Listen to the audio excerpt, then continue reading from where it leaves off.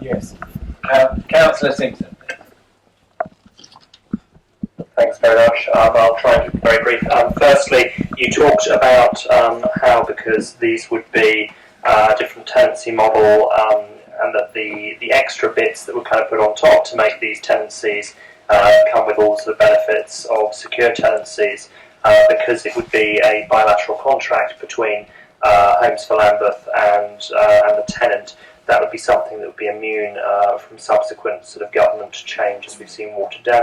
Is there any way just to put the whole bit of it in that contractual form? Because what worries me slightly is that we've already seen a sort of watering away of the rights that housing association tenants enjoy. So what would concern me is we could have a situation where the rights that they enjoy by virtue of being a housing association tenant are watered down, but the extra rights that they get by virtue of being within Homes for Lambeth, the bridge between the housing association and the council, is protected because it's a bilateral contract. I wondered if the way of structuring that rent agreement to bulletproof that. Secondly, I can't find it just exactly in the pack, but I think there's a reference to the expectation would be no Section 20s for leaseholders for some time, owing to the kind of new build nature of the estate and it not requiring major capital works. Again, I wonder if there's some way to put that into the leasehold, or just give people some comfort that there won't be any Section 20s for a while. And then just lastly, when it comes to tenants' rights, I noticed within the People's Plan, one of the things that was being used to raise money was factoring, which was the idea of selling rents off to a private rent collector, and that was one of the ways the plan gets paid for. I just really want your assurances that under no circumstances will we have private rent collectors going around Cressingham taking money off residents. Thank you.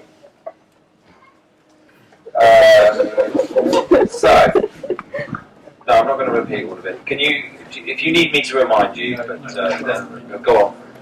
Before we get there, I'm virtually 9 o'clock, so I'm just going to ask the committee for a brief extension.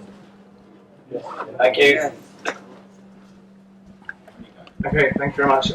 In response to Councillor Hazelden's question, I think and I hope Clapham Town Council saw a very different process and an example of how the council had responded to and learnt from the previous experience on Cressingham from 2012 leading into 2014 when we started consultation on Westbury. And the way that the process ran, I think from the fact that that decision was taken last November and we haven't seen, we haven't ended up in court with a judicial review, is an indication of the fact that the processes followed have been much more robust.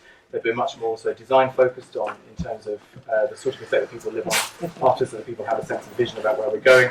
With Cressingham, we are tied to the process that we started and had to go through with. But there has been a real step change, I feel, in the way that the council's operated. In terms of good design, the next stage, as has been referred to, would be the appointment of development management teams. That's already happened now on Westbury, South Lambeth and Knights Walk, which is where residents will have the opportunity to have exhibitions from architects and people who will take this process forward. They will then be able to score those project teams, say, on a whole range of issues. And then residents, along with officers and ward councillors, will interview the various people who apply. They will then eventually be appointed, and they will then be responsible for taking that master planning process forward. And that will be a very iterative, very much design process, looking at neighbourhood, place, layout, all of those issues. So I can definitely give you that assurance because it's what we're working on.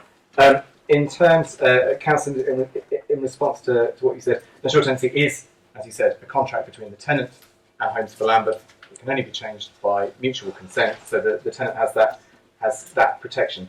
I mean, we can't guarantee what future bizarre changes the government might make in law to anything, but we can set out with as robust and as legally sound position as we can get to at the moment, which is what we're talking about here, which is building in at the beginning those rights and protections for tenants which can only be changed with their consent. I think on the like secure tenancies, for instance.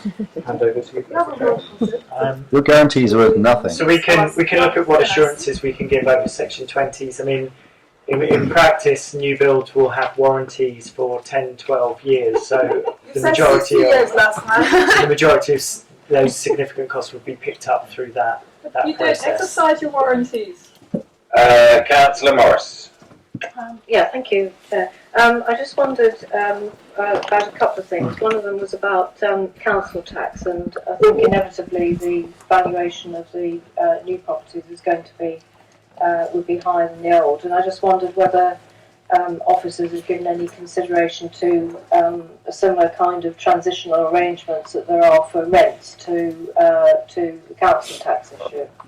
And then the other point, I think, was coming back to what was said, I think, in response to Councillor Briggs' questions about the valuation of properties. And my own local experience is that there's where people have been, leaseholders have been unsatisfied with valuations, that they've gone to the valuation tribunal. And I just wondered whether that was a process that would be available to leaseholders as well. I think what was described by Councillor Bennett sounded a bit like a bit of horse trading, and I just wondered whether there was a more perhaps a more proper administrative process in place through the valuation tribunal, and that residents would have recourse to that.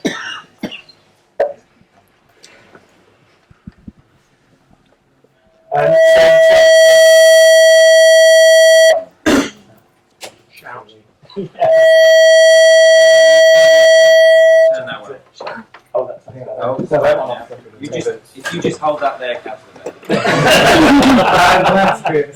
So in terms of sort of all of the living costs beyond rent, so we've done the piece of work looking at rent levels. The next step is to look at the total cost of living for residents to get a really good picture of what they will experience in terms of costs in their new homes. So that will include a review of council tax as well. And in terms of the land value tribunal, that's the next stage on from the independent valuation. So first of all, there's room for negotiation around valuation from the council's valuer and the independent valuer. And then if there's no agreement there, it would go on to LVT. Just on the council tax point, you say there's going to be a proper assessment of all the costs for each resident, but you didn't indicate whether there was the possibility of taking up Councillor Morris's suggestion that there was a transitional arrangement in terms of if there was an increase, and you can only assume there will be because the properties will be more valuable, whether that's a possibility. It might be more of a question for Councillor Bennett than an officer, I should think. I mean, there is, and Councillor Dyer will be aware of this from Wrightsfield North, a kind of joint representation made by the council to the valuations office on council tax, which did result in rebanding that down because they've been too.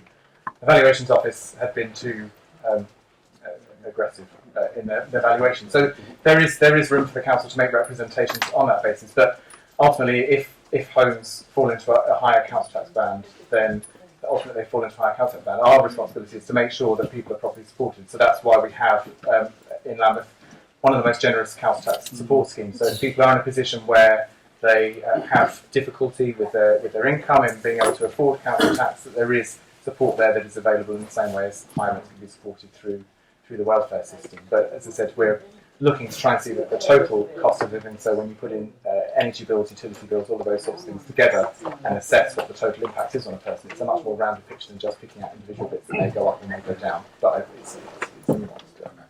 The rounded picture is really very critical because actually in my area, in terms of energy bills, the increase in energy bills plus the increase in council tax plus the increase in rent has made life for many of my residents really be a hand-to-mouth existence in these new regenerated properties.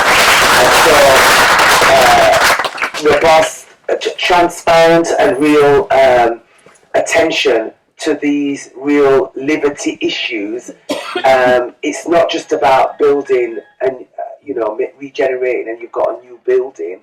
It's actually about whether or not somebody can afford to live in that environment, or actually are we going to end up displacing people out of these properties. So we have to think much more systematically about what the real impact is on residents.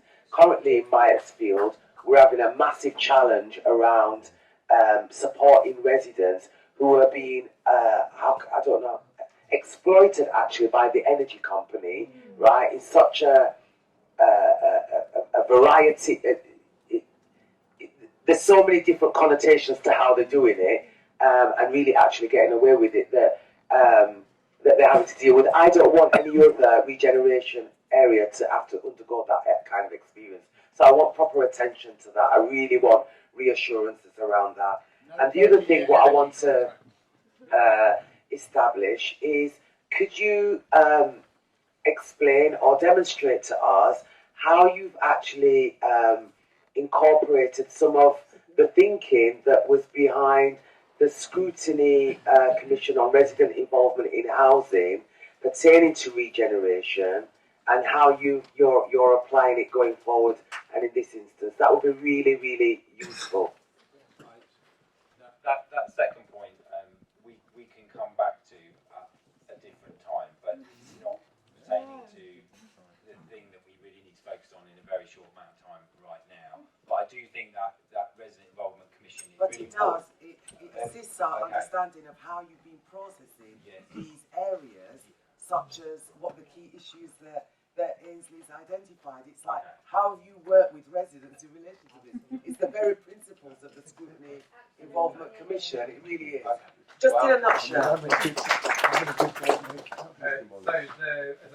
the resident involvement in housing commission that Councillor Dyer and Councillor Atkins co-chaired is, I think, due to come to cabinet in June, exactly, and there's going to be attached to that very detailed action plan, laying out point by point exactly how we're trying to respond to all of those issues that were raised. So forgive me that I don't have it in front of me, but I can assure you that the points that were raised are very much under active consideration, being put into practice, being responded to, and that will all be evidenced at the cabinet meeting in June.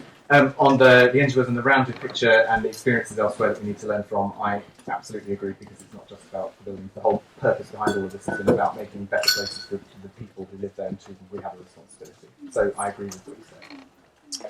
But don't demolish it. Okay. Anything else, Councillor Parr? Yep. Sorry, that was no answer at all. She just pointed out that regeneration leads to the social